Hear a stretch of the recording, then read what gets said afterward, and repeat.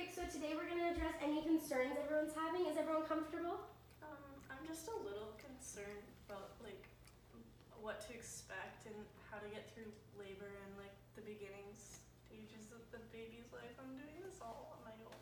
It's okay. You're going to be okay. Is there anything I can help you with right now? I just don't know what to do and I need someone to tell me. I'm only 17. Well, I'm going to go have a talk with my instructor and I'll be right back. Okay. Miss Werland, I have a question.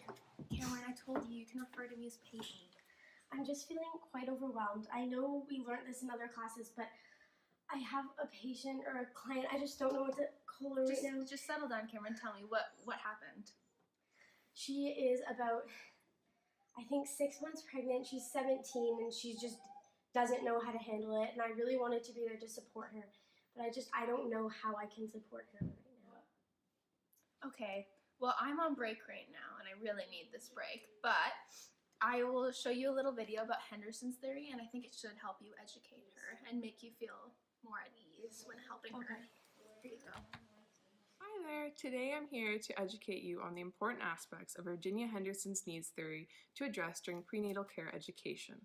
Her theory consists of 14 components, and we're going to address 3. The first need we're going to address is the importance to eat and drink adequately. To be adequately prepared for the process of labor, women need to be adequately hydrated and have energy reserve supplies. Some hospitals and birth centers allow women ultimate access to food and liquids during labor. The American Society of Anesthesiologists recommends that clear liquids be given to women with low-risk pregnancies during labor, and they report that there is no substantial evidence that supports fasting from solid foods during labor. Likewise, the World Health Organization recommends that women's oral intake not be limited during labor. Carbohydrate intake, either in liquid form or solid form, does decrease maternal ketosis during labor, thus increasing hydration and energy reserves. Research indicates that there is no negative impact on fetal outcomes from carbohydrate consumption during labor. Women who eat solid food during labor may experience more nausea and vomiting during labor, but this has not been associated with unfavorable birth consequences. The second most important need to address is to sleep and rest adequately. A woman's ability to cope with the pain of labor may be influenced by a lack of sleep, and there are several factors that combine to increase fatigue prior to the onset of labor. Sleep disturbances often occur during pregnancy and become more common in the 3rd trimester. Specifically, studies indicate a steep decrease in the sleep quality in the 5 days prior to the start of labor, even if labor is induced. Women should be taught means to ensure adequate sleep and rest near the end of pregnancy. Some measures that can be employed to increase sleep and rest are regular bedtimes, relaxation, and complementary therapy aids, low lighting during mid-sleep wake times, dietary changes, and position techniques to support the gravid uterus and extremities. The last need to address in prenatal care using Virginia Henderson's theory is to satisfy the curiosity that leads to normal development and health and use the available health facilities. Childbirth education classes are a means of childbearing families to learn, discover, and satisfy their curiosity about pregnancy and birth. This process of education should be a time to empower with knowledge for a safe birth to occur in whichever health facility is chosen, whether hospital, birthing center, or home. The goal of the classes are not only to impart information about the physiological and psychological aspects of pregnancy and birth, but also to enhance communication skills, improve personal introspection, and provide value clarification. Utilizing a nursing theory or conceptual framework is important to hospitals that are on a journey to become magnet recognized.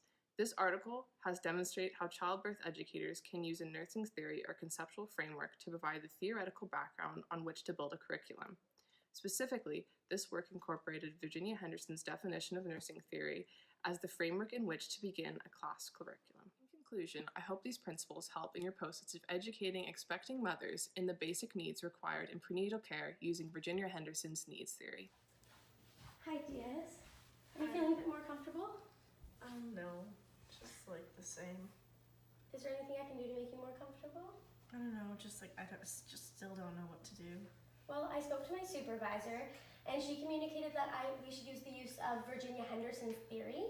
Who's that? Virginia Henderson is a theorist, and she helps with prenatal things like that, and you can apply her theory to many different aspects of life. What does she say? So, the main thing she says is to address getting an adequate sleep and rest. Do you do that? Do you sleep enough? Well, no, I'm so nervous and stressed and alone. I don't know what to do. Do you have one of those body pillows? Those seem to help a lot. And maybe the use no, of... I could get one of those. Yeah, that might help a lot. As well as if you eat adequate food and drink a lot of water, that might help you with your sleeping patterns a bit. Okay. Yeah. She also says to utilize health resources. So it's good for you that you're coming to places like this. That's very helpful. And if you have any questions or concerns, you can feel free to come back and ask me anything. Okay, thank you. No That means problem. a lot. Have a good day.